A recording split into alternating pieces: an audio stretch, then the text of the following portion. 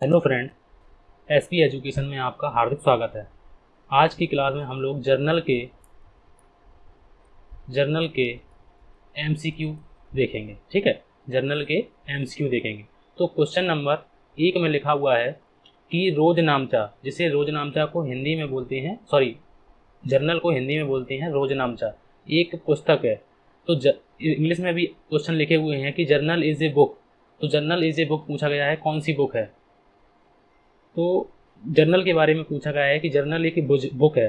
तो हम लोगों ने पहले वीडियो में क्लियर किए हुए हैं। अगर आप लोगों को जर्नल के एमसीक्यू और करने हैं तो क्लास 1 में भी, मतलब कि पार्ट 1 में एमसीक्यू, जर्नल के एमसीक्यू पार्ट 1 में मैंने इसके और भी एमसीक्यू किए हैं, तो आप लोग उनको देख लीजिए। उसमें मैंने बताया है कि रोजनामचा और जर्नल क्या होता है, उसमें थोड़ा सा बेसिक से बताया हुआ है। ठीक है, तो इसका जो आंसर है वो है ए ऑप्शन, प्रारंभिक लेखे की पुस्तक है। जो रोजनामचा है वो कौन सी पुस्तक है? तो मैंने आप लोगों को बताया हुआ है कि ये ऑप्शन इसका सही आंसर है। उसके बाद क्वेश्चन नंबर 2 में लिखा हुआ है कि रोजनामचा में लेन देन का लेखा करने की प्रक्रिया को क्या कहते हैं? The process of recording transaction is journal is trimmed. तो मतलब उसको बोलते हैं, मैंने आप लोगों को बताया है रोजनामचाकरण, रोजनामचाकरण को जर्नलिज्म। ठीक है, तो इसका जो राइट आंसर है वो है बी ऑप्शन, जर्नलिज्म। उसके बाद नेक्स्ट क्वेश्चन में लिखा हुआ है क्वेश्चन नंबर 3 में, और क्वेश्चन नंबर 3 में लिखा हुआ है कि लेन देनों को संक्षिप्त व्याख्या को कहते हैं। लेन देनों की संक्षिप्त व्याख्या को क्या कहते हैं? तो इसका जो राइट आंसर है वो है स्पष्टीकरण। स्पष्टीकरण को इंग्लिश में बोलते हैं नरेशन। तो नरेशन, जैसे मान लो कि मैंने एक मशीन खरीदी, क्वेश्चन लिखा हुआ है, ये मान लो एक एंट्री लिखी हुई है, मशीन खरीदी। अब मशीन खरीदी के हम लोग एंट्री डालेंगे, और एंट्री डालने के लिए हम लोगों को चाहिए कि मशीन अकाउंट डेबिट। 2 में हम लोग लिख देते हैं, मान लो मशीन हम लोगों ने कैश से खरीदी है, और नरेशन में लिख देंगे कि being machine purchase, being machine purchase, मान लो ये एंट्री, और इसको बंद कर देंगे। तो ये तो हो गया हम लोगों का डेबिट आइटम, ये हो गया हम लोगों का क्रेडिट आइटम। तो इस आइटम को पूछा गया है कि ये जो लिखा है इसको क्या बोलते हैं? तो इसको स्पष्टीकरण बोलते हैं हिंदी में, और इसको इंग्लिश में बोलते हैं नरेशन। नरेशन बोलते हैं इसको इंग्लिश में। ठीक है, तो इसका क्वेश्चन नंबर 3 में लिखा हुआ है कि लेन देनों की संक्षिप्त व्याख्या, तो ये व्याख्या तो की है हम लोगों ने, तो इसको क्या बोलते हैं? तो इसका जो राइट आंसर है वो है सी ऑप्शन। उसके बाद अब नेक्स्ट क्वेश्चन नंबर 4 में लिखा हुआ है कि एक से अधिक नाम और जमा करने की प्रविष्टि को क्या कहते हैं? तो एक से अधिक नाम या जमा करने की प्रविष्टि को हम लोग मिश्रित या फिर कंबाइंड एंट्री कहते हैं, कंबाइंड एंट्री। ठीक है, कंबाइंड एंट्री या फिर मिश्रित लेखे उन्हें बोल सकते हैं। अब जैसे मान लो कि ये तारीख है 31 मार्च, मान लो ये 31 मार्च तारीख है, और इसमें मैंने 2 खर्चे किए हैं। एक दिया है, मान लो वेतन दिया, एक एंट्री लिखी है हम लोगों ने वेतन दिया, वेतन का मान लो कि ये 5,000 रुपये दिए। ठीक है, और एक दिया हम लोगों ने, मान लो मजदूरी दी, एक ही दिन में हम लोगों ने 31 मार्च को ये तारीख है, और इसी में हम लोगों ने दी है मजदूरी दी। तो अब हम लोग एंट्री डालेंगे, मान लो ये एंट्री है हम लोगों की 1,000 रुपये की। ये जो एंट्री है, ये दोनों एंट्री अब 31 तारीख को हुई हैं, तो हम लोग कंबाइंड एंट्री भी डाल सकते हैं और अलग अलग एंट्री भी डाल सकते हैं। तो इसकी कंबाइंड एंट्री कैसे डालेंगे? तो सैलरी हम लोगों का खर्चा है, तो सैलरी अकाउंट डेबिट। अगर आप लोगों को जर्नल बिल्कुल बेसिक से पढ़ना है, बिल्कुल आराम से सही तरीके से, तो आप लोग कमेंट कीजिए, मैं आप लोगों को जर्नल बिल्कुल आराम से बेसिक से पढ़ा दूंगा। मतलब याद नहीं करना पड़ेगा आप लोगों को कभी भी। सैलरी खर्चा होता है, तो सैलरी को डेबिट किया, जो खर्चे होते हैं वो सारे डेबिट होते हैं, क्योंकि ये खाता हम लोगों का कौन सा है? नॉमिनल अकाउंट का। अब वेजेज भी खर्चा है, तो वेजेज को भी डेबिट करेंगे, तो वेजेज अकाउंट डेबिट। अब ये दोनों खर्चे हम लोग किससे देंगे? तो ये दोनों खर्चे हम लोग देंगे कैश से, तो इसमें लिख सकते हैं हम लोग कैश, और नरेशन लिख देंगे कि being salary and wages paid. तो ये एंट्री पूछी गई है कि ये जो एंट्री पूछी गई है ये क्या होती है? तो इसको बोलते हैं हम लोग कंबाइंड एंट्री, मिश्रित लेखे। एक से अधिक नाम और जमा करने की प्रवृत्ति को क्या कहते हैं? तो एक से अधिक तो ये है, एक तो है नहीं है, क्योंकि एक से अधिक है, 2 है ये, तो इसको बोलते हैं मिश्रित लेखे, कंबाइंड एंट्री। क्वेश्चन नंबर 5 में लिखा हुआ है कि कल्पता को किया गया नगद विक्रय डेबिट किया जाएगा। कल्पता को नगद विक्रय किया है, तो हम लोगों का एंट्री क्या डालेंगे कि नगद विक्रय की एंट्री हम लोग क्या डालते हैं? नगद विक्रय की एंट्री। तो नगद विक्रय में कैश आता है, तो कैश को व्हाट कम्स डेबिट, तो कैश डेबिट जो आ रहा है उसको डेबिट करो, और विक्रय हमेशा क्रेडिट होता है, तो ये एंट्री डालेंगे हम लोग। तो इसमें पूछा गया है कि डेबिट क्या होगा, तो इसमें जो होगा डेबिट कैश अकाउंट होगा। ठीक है, इसका जो राइट आंसर है वो है रोकड़ खाता। ठीक है। उसके बाद अब क्वेश्चन नंबर नेक्स्ट में लिखा हुआ है कि जावेद को उधार बिक्री, जावेद को उधार बिक्री। तो अब देखो हम लोग क्या डालेंगे कि इसमें पूछा गया है कि कौन सा खाता डेबिट होगा, कौन सा खाता क्रेडिट होगा। तो उधार बिक्री है, तो उधार बिक्री में क्या होगा कि जावेद हमारे डेबिट होंगे, क्योंकि पाने वाला पर्सनल अकाउंट है ये जावेद, और जावेद डेबिट होगा। तो जावेद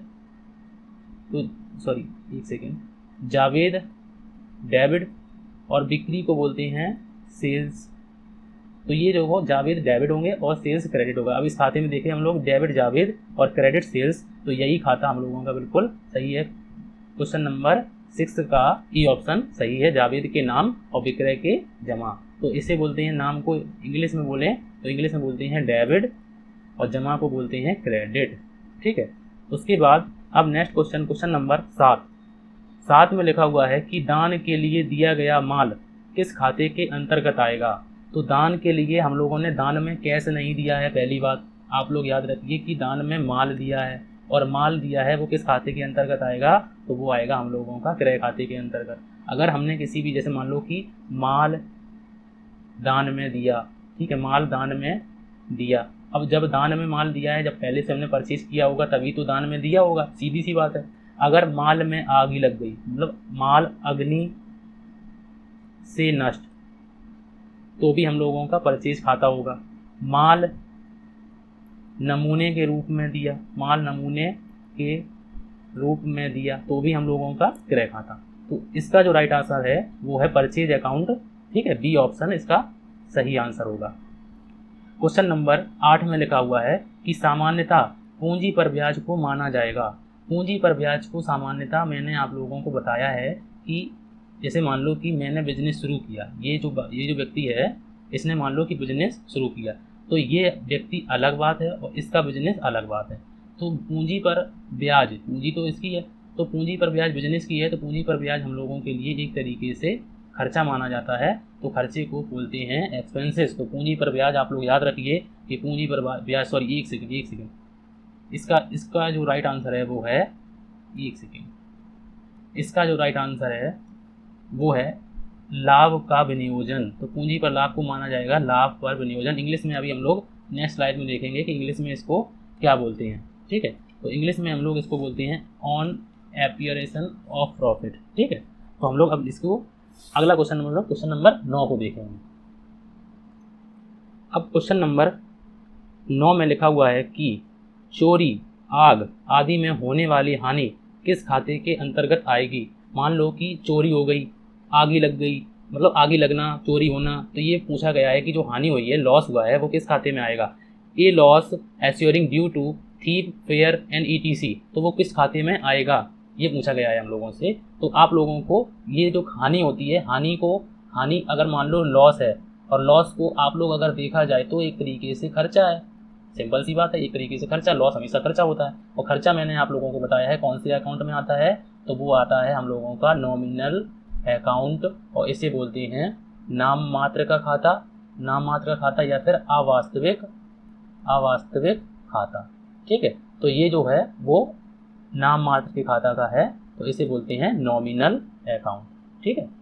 क्वेश्चन नंबर 10, और क्वेश्चन नंबर 10 में लिखा हुआ है कि एक कर्मचारी ने माल चुराया। तो एक कर्मचारी ने क्या चुराया, रुपए नहीं चुराए, माल चुराया, तो हम लोगों का किस खाते में नाम होगा, तो किस खाते के नाम होगा, ये पूछा गया है। तो एक कर्मचारी ने माल चुराया, तो वो चोरी खाता नाम में होगा, क्योंकि उसमें क्या होगा कि चोरी खाता डेबिट थीप अकाउंट, क्या करेंगे कि थीप डेबिट होगा, चोरी किसने की, चोर ने, तो पर्सनल अकाउंट हो गया। तो पर्सनल अकाउंट में चोर जो है वो डेबिट होगा, क्योंकि पाने वाला कौन है, थीप, तो थीप हमारा डेबिट होगा। और उसके बाद क्रेडिट कौन होगा, तो माल चुराया है, तो माल में क्या होगा कि परचेज होगा। तो इसमें पूछा गया है कि डेबिट कौन होगा, तो थीप हमारा डेबिट होगा, तो डेबिट थीप होगा। ठीक है, थीप अकाउंट डेबिट या फिर थीप। उसके बाद नेक्स्ट क्वेश्चन पूछा गया है कि अदत्त व्यय लिखा हुआ है और उसके आगे क्या है, अदत्त। तो हमसे पूछा गया है कि प्रकृति कैसी होती है, कौन से अकाउंट में आएगा, तो वो आएगा हम लोगों का पर्सनल अकाउंट देखना ही नहीं है। मैंने आप लोगों को बता दिया है पहले ही कि ये पर्सनल अकाउंट का है, क्योंकि मैंने आप लोगों को पिछले वीडियो में भी बताया था कि ये अदत्त, पूर्वदत्त, उपार्जित, अनुपार्जित, आउटस्टैंडिंग, ये सारे के सारे एक्सपेंसेस। क्वेश्चन लिखा हुआ है कि outstanding expenses is the nature of, nature कैसा होता है आउटस्टैंडिंग एक्सपेंसेस का, तो वो पर्सनल अकाउंट का नेचर होता है। और अगर एक्सपेंसेस का अकेला पूछ देता है आपसे तो वो होता है हम लोगों का नॉमिनल अकाउंट। ठीक है, आप लोग याद रखिएगा। क्वेश्चन नंबर 12, और क्वेश्चन नंबर 12 में लिखा हुआ है कि मजदूर को मजदूरी दी, तो हम लोगों से पूछा गया है कि एंट्री बताइए। तो हम लोग मान लो यहीं पे लिख देते हैं, यहाँ पे, ठीक है, जगह कम है यहाँ पे, तो हम लोग क्या लिखेंगे कि वेजेज, मजदूरी दी, तो वेजेज अकाउंट डेबिट, और 2 में मजदूरी किससे देंगे, कैश से, तो खर्चे डेबिट और जो वस्तु जाएगी उसको क्रेडिट करते हैं। तो ये रूल हो गए हम लोगों के जर्नल के। अब जर्नल में इसमें देखेंगे हम लोग कि मजदूरी खाता नाम और नगद खाता जमा, तो हम लोग इसमें इंग्लिश में देखते हैं कि डेबिट वेजेज अकाउंट करेंगे, वेजेज अकाउंट डेबिट बिल्कुल सही है, और क्रेडिट करेंगे कैश अकाउंट। तो 12 का जो आंसर होगा वो होगा हम लोगों का ए ऑप्शन, ये बिल्कुल सही आंसर है। क्वेश्चन नंबर 13, और क्वेश्चन नंबर 13 में लिखा हुआ है कि मकान मालिक लैंडलॉर्ड होता है, मकान मालिक को अग्रिम किराया भुगतान किया। तो अग्रिम किराया भुगतान किया तो हमसे पूछा गया है कि रोकड़ खाता इसमें होगा कि कैश अकाउंट डेबिट होगा, कि क्रेडिट कैश होगा, कैश अकाउंट मतलब क्रेडिट होगा, डेबिट होगा लैंडलॉर्ड अकाउंट, या फिर क्रेडिट होगा लैंडलॉर्ड अकाउंट। ये हमसे लोगों से पूछा गया है। तो इसमें हमसे पूछा गया है कि क्या होगा, तो हम लोगों को क्या दिया है कि अग्रिम रेंट दिया है, तो एडवांस हम लोग लिख देंगे, एंट्री क्या बनाएंगे कि एडवांस रेंट, खर्चा है ना, एडवांस रेंट अकाउंट डेबिट, और 2 में क्या लिख देंगे, 2 में लिख देंगे कैश, और नरेशन लिख देंगे कि बीइंग एडवांस रेंट पेड। तो इसमें पूछा गया है कि रोकड़ खाता नाम होगा, बिल्कुल गलत, क्योंकि इसमें तो जमा लिखा है रोकड़ खाता क्रेडिट होगा। हाँ, ये बात बिल्कुल सही हो सकती है। तो इसका जो राइट आंसर है वो है सी ऑप्शन सही है। आप लोगों को ऐसे ही करके देखना है बिल्कुल, ठीक है, हो सकता है कुछ अलग दे दें वो लोग, ठीक है। क्वेश्चन नंबर 14 में लिखा हुआ है कि मशीन लगाने के लिए नगद मजदूरी दी। तो मशीन लगाने के लिए नगद मजदूरी दी, ये देखा, अब मजदूरी खाता डेबिट नहीं होगा, आप लोग ये बात याद रखिए, क्योंकि मशीन लगाने के लिए किया है तो इसमें भी मशीन खाता नाम में होगा, मशीन खाता डेबिट होगा। ये बात आप लोगों को याद रखनी है कि मशीन खाता इसमें डेबिट होगा, क्योंकि हमने पिछले वाले वीडियो में भी एक ऐसी ही एंट्री कराई हुई है कि मशीन खाता डेबिट होगा। क्योंकि मैंने आप लोगों को एग्जाम्पल भी दिया था कि मान लो कोई चीज़ हम लोग 5,000 की मशीन लाई बाहर से, और उसको 500 रुपये हमने भाड़े के दिए, तो ये जो भाड़ा जुड़ेगा तो ये भाड़ा अलग से नहीं जुड़ेगा, ये मशीन खाते में ही जुड़ेगा। तो हम लोगों की मशीन कितने की पड़ी, 5,500 की। तो हम लोग अगर बताएंगे तो कितने की मशीन बताएंगे, 5,500 की, ना कि 5,000 की, ठीक है। अगर 5,000 की बताएंगे तो ये 500 का आपको लॉस हो जाएगा, ठीक है। तो इसीलिए हम लोग 5,500 की बताएंगे, और इस खर्चे को हम लोगों ने मशीन में जोड़ा, तो इसीलिए हमसे पूछा गया है कि मशीन लगाने के लिए नगद मजदूरी, तो हम लोग मशीन में जोड़ेंगे उसको, ठीक है। उसके बाद क्वेश्चन नंबर 15, और क्वेश्चन नंबर 15 में लिखा हुआ है कि व्यवसायिक दुकान से स्वामी द्वारा लिए गए माल के लिए नाम होता है। तो हम लोगों को ये पूछा गया है कि the goods taken by the proprietor from the business shop are debit, तो वो कौन सा खाता डेबिट करेगा। मान लो कि ये मेरी शॉप है, परचूनी की दुकान है, और इसमें से मान लो मैंने कुछ सामान निकाल लिया, तो वो हम लोगों का पूछा गया है कि ये जो सामान निकाला है तो इससे कौन सा खाता डेबिट होगा, तो इससे हम लोगों का ड्राइंग अकाउंट डेबिट होगा। और जो चीज़ हम निकालेंगे, मान लो कैश निकाला तो कैश, और अगर माल निकाला तो परचेज लिख देंगे, ठीक है। आप लोगों को समझ में आ गया होगा। तो इसमें कौन सा खाता पूछा गया है कि डेबिट होगा, ये देखो लिखा हुआ है डेबिट होगा, तो इसमें ड्राइंग अकाउंट हम लोगों का डेबिट होगा। 15 नंबर का इसका सी ऑप्शन सही है। क्वेश्चन नंबर 16 में लिखा हुआ है कि एक रोजनांचा में कितने खाने होते हैं। तो मैंने आप लोगों को पहले ही वीडियो में क्लियर किया हुआ है कि 5 खाने होते हैं, date, particular, LF, amount debit, amount credit, ठीक है। रोजनामचा मतलब जर्नल लेखा उनके लिए नहीं किया जाता, तो कौन सी छूट के लिए मान लो लेखा नहीं किया जाता, व्यापारिक छूट के लिए, नगद छूट के लिए, या दोनों के लिए। तो मैंने आप लोगों को बताया हुआ है कि व्यापारिक छूट के लिए नहीं किया जाता है। 17 नंबर का ए ऑप्शन सही होगा, ठीक है। उसके बाद नेक्स्ट क्वेश्चन अब हम लोग और देखेंगे। अब नेक्स्ट क्वेश्चन में लिखा हुआ है कि क्वेश्चन नंबर 18, रोज नामचा की बही पृष्ठ संख्या, खाता पृष्ठ संख्या या बही पृष्ठ संख्या स्तंभ का प्रयोग हम लोग किस में करते हैं, खाता पृष्ठ संख्या का प्रयोग हम लोग किस में करते हैं। तो ये ऑप्शन पूछा गया है कि खाता बही में खतौनी की तिथि जानने के लिए, ये पूछा गया है। तो ये भी बिल्कुल गलत है। जितने खातों में सूचना का लेखा हुआ है उनकी संख्या जानने के लिए, नहीं। खातों में खतौनी की गई राशि की संख्या जानने के लिए, नहीं। संबंधित खातों की खाता बही में पृष्ठ संख्या जानने के लिए। अब मैंने आप लोगों को बताया कि पृष्ठ संख्या क्वेश्चन है, तो इसमें पृष्ठ संख्या का आंसर ही सही होगा। ठीक है, तो इसका जो राइट आंसर है वो है डी ऑप्शन। ठीक है, इंग्लिश में आप लोग अगर इंग्लिश में करना चाहें तो इंग्लिश में भी ये लिखा हुआ है। क्वेश्चन नंबर 19 में लिखा हुआ है कि किसी सेवा की उधार बिक्री, किसी सेवा की उधार बिक्री की रोजनामचा प्रविष्टि में सम्मिलित होना चाहिए, उधार बिक्री में सम्मिलित होना चाहिए। ये पूछा गया है कि the journal entry of record of sale of service on credit should be include. तो इसका जो राइट आंसर है वो देख लीजिए, इसके ऑप्शन हम लोग पढ़ते हैं। तो देनदार खाते का नाम, मतलब इंग्लिश में पढ़ते हैं क्योंकि इसमें देनदार लेनदार आपको समझ में नहीं आएगा। Debtor debit and capital credit, ये एक ऑप्शन है। उसके बाद नेक्स्ट क्वेश्चन में लिखा हुआ है कि debit to cash, cash debit and credit debtor, debit to fees fee income and credit to debtors and credit to debtors and credit, तो है हम लोगों का डी ऑप्शन। ठीक है, इसको हम लोग आगे के वीडियो में क्लियर करेंगे। अभी वीडियो अगर क्लियर करने लगे तो टाइम हो जाएगा। ठीक है, टाइम ज़्यादा लग जाएगा, वैसे भी बहुत ज़्यादा टाइम लग गया है। क्वेश्चन नंबर नेक्स्ट 20 नंबर पे लिखा हुआ है कि एक संयंत्र को 2 लाख नगद और 8 लाख 30 दिन के उधार पर खरीदा गया। उसकी रोजनामचा प्रविष्टियाँ के लिए, मतलब कि हम लोग जनरल एंट्री डालने के लिए क्या करेंगे।